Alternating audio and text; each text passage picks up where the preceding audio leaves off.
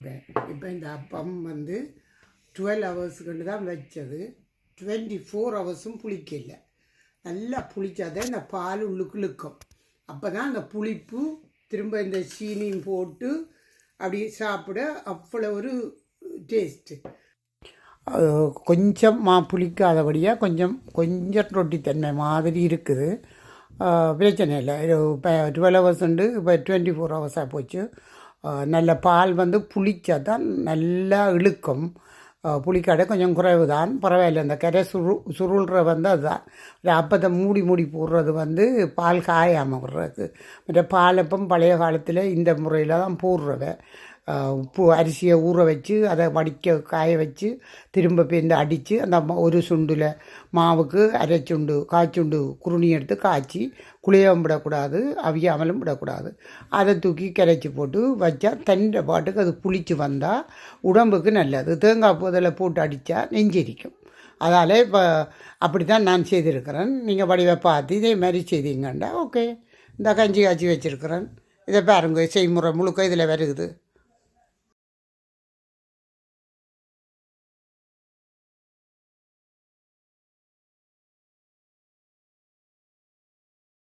இப்போ கஞ்சியை காய்ச்சிட்டேன். நல்ல தண்ணி கொதிச்சோடனே குருணியை இந்த கப்பு குருணியை எடுத்து அதுக்குள்ளே போட்டு கஞ்சி காய்ச்சி நல்லா குளிய விடாமல் ஆற விட்டுட்டு இந்த மாவுகளை ஊற்றி குழைக்கிறது. குழைக்கல கொஞ்சம் ஒரு தேங்காய் அடித்து அந்த இளநியை அதுக்குள்ளே ஊற்றினா சரி. ஒரு வேலையும் இல்லை, பயப்படுத்தவில்லை. இருக்கவா குழைச்சி வைக்கணும். நாளை காலமே இது புளிக்காட்டா இது 24 ஹவர்ஸில் தான் செய்கிறேன்னா அப்போ புளித்த உடனே புளிக்கிறது அப்பத்துக்கு நல்லது.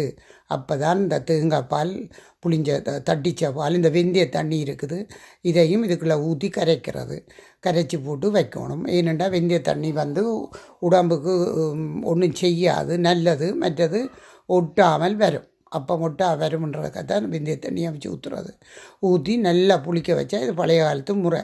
அப்போ அதால் நாங்கள் தேங்காய் பூ போட்டு அடிக்காட்டால் நெஞ்சரிக்காது. அந்த பாலும் புளிப்பும் இனிப்பு சீனியும் போட்டு அப்படி ஒரு சுவை, அது மறக்க முடியாத ஒரு டேஸ்ட். அப்போ இதை நீங்கள் செய்து பார்த்துட்டு எங்களுக்கு கொமெண்டில் போடுங்கோ, நல்லது.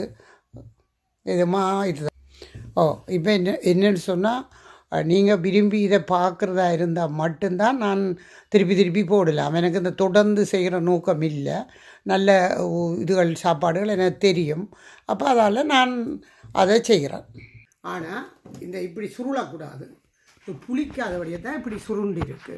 அப்போ ஒன்றுமே செய்யலாது. ஆனால் நல்லா இருக்குது, சாப்பிட்டு பார்த்தேன். டேஸ்ட் சமருக்கு தான் அப்போ சரி வரும். இங்கே கனடாவில் வந்து கெதியில் புளிக்காத நான் 24 ஹவர்ஸ் புளித்தபடியாக ஓகே. பட் கணக்க பால் இழுக்கல. அதே நேரம் தேங்காய் திருவி அது இந்த முதல் பால் 2ஆம் பால், இந்த 2ஆம் பாலோட கொஞ்சம் விரும்பினா அந்த டின்னில் உள்ள லிண்டா மில்க் கொஞ்சம் சேர்க்கலாம்.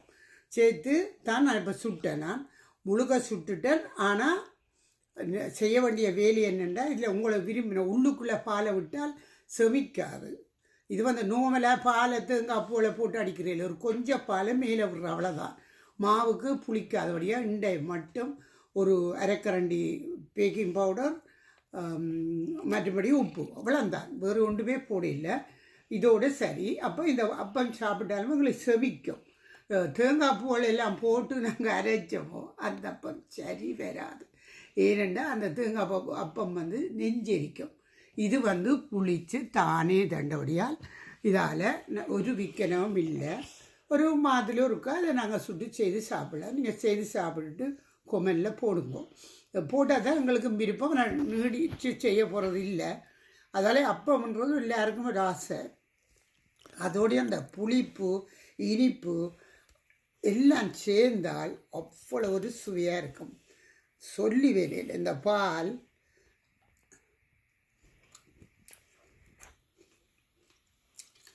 ஐயோ எனக்கு அவ்வளோ விருப்பம். இந்த பிளானில் செய்தால் தான் இதால் செய்தால் தான் அவ்வளோ டேஸ்ட். ஓகே, இப்படியே செய்து சாப்பிடுங்க, ஒரு பயம் இல்லை. பாய்.